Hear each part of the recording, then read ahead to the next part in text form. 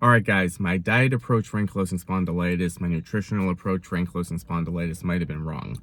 Now, the hardest part of ankylosing spondylitis is we want to feel better so desperately. We want to get rid of the pain. We want to cure it. We want to find, is there a cure? Can we cure it?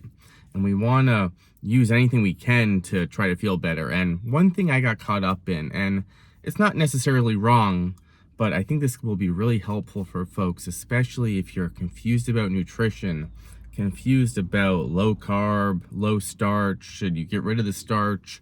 Should you eat no carbs? Should you eat meat? Should you eat dairy?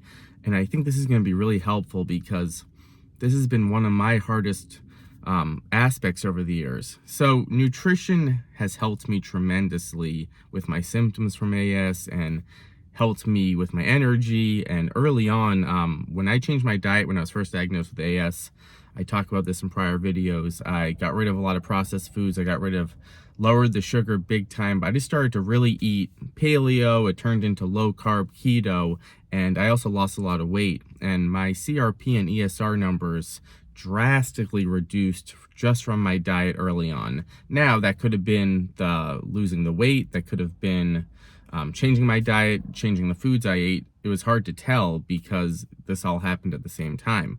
But I always knew that nutrition was going to play a huge role for me. I healed my gut. One of the most important things with AS is finding ways to heal the gut. And we can do that in multiple different ways.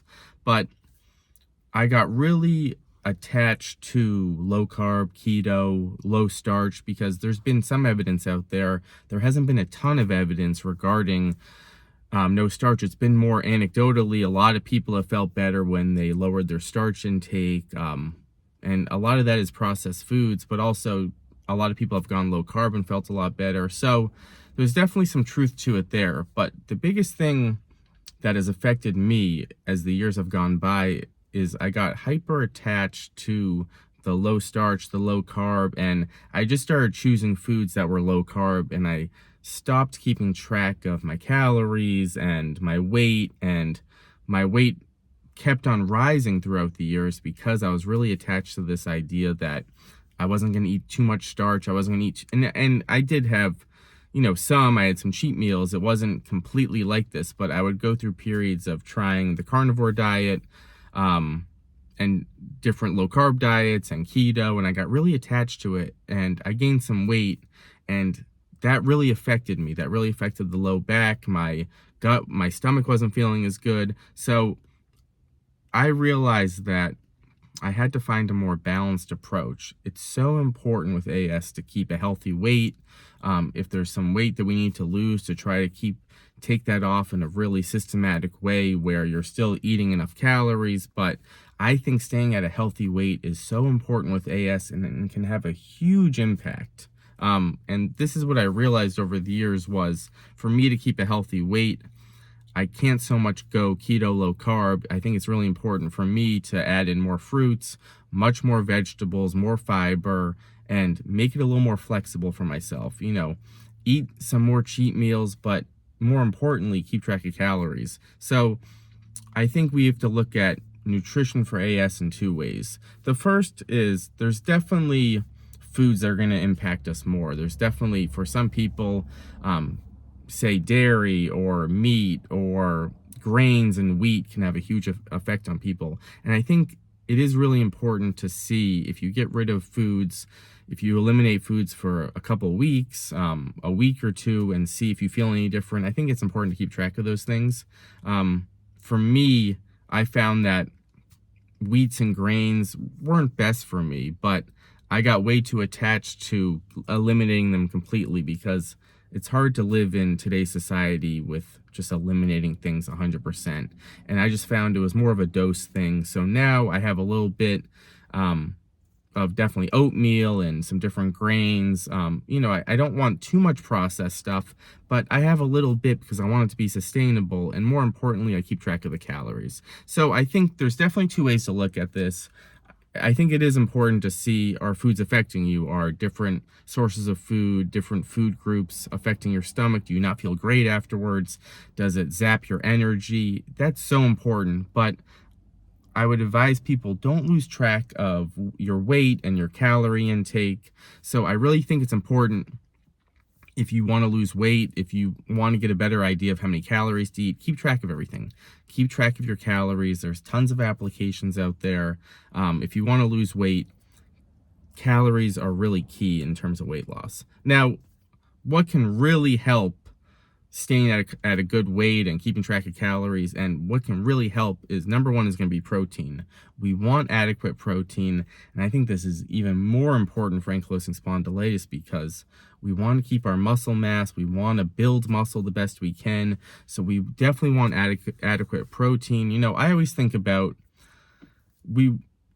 for me, I like to aim for, say, a gram of protein per desired body weight, and that's a bit too high. But say I wanted to be 150 pounds, a gram of protein would be about 150 grams of protein a day. I think that's a little much, so lower that a little bit. Say you would aim for 100 to 120, 130 grams of protein.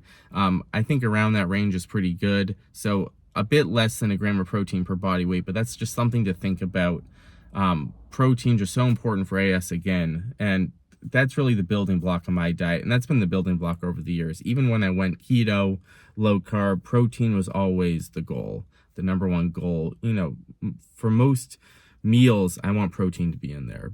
Aside from protein, if we're going to be choosing different types of carbs, I do think we want low calorie carbs and low calorie meals that have high fiber or high protein. So we want to always think about protein and fiber. So for me now, I like to eat fruit, vegetables, and some different carb sources, oatmeal sometimes, sometimes potatoes, rice. Again, I don't do so much of that stuff. I do still try to keep that stuff a little lower. That's just my preference. I do think all these things can be in a good diet if you're keeping track of calories, but I like to look at the fiber. I want high fiber, low calorie carbohydrates, so a lot of fruits and vegetables are incredible for that.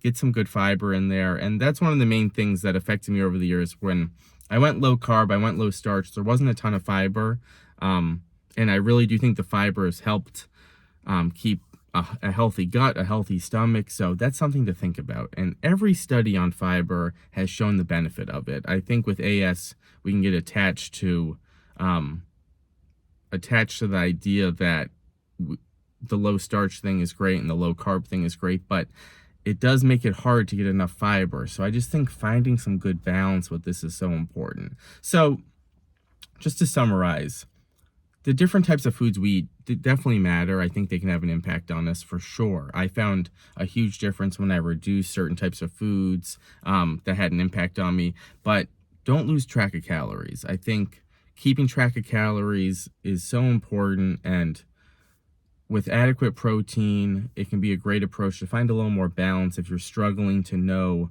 how to eat with ankylosing spondylitis. So we want protein, we want good fiber, and we want nutrients. We want foods with nutrients in them, you know, and across the board, we can find that in fats, carbs, and protein. And if you want to limit the processed stuff, I think that's really helpful, but let's find a little more balance with this. That's what's really helped me over the years. I want to hear from folks. I know there's so many forums on AS and low starch, vegan. Some folks have gone carnivore and said it helped them. I want to hear from folks. How has diet played a role for you? Is anyone looking towards more of a balanced diet and who has felt better by just losing some weight and keeping a healthy weight? Or have you gone more to the extreme route, carnivore, vegan? I want to hear from all of you guys. See you next time.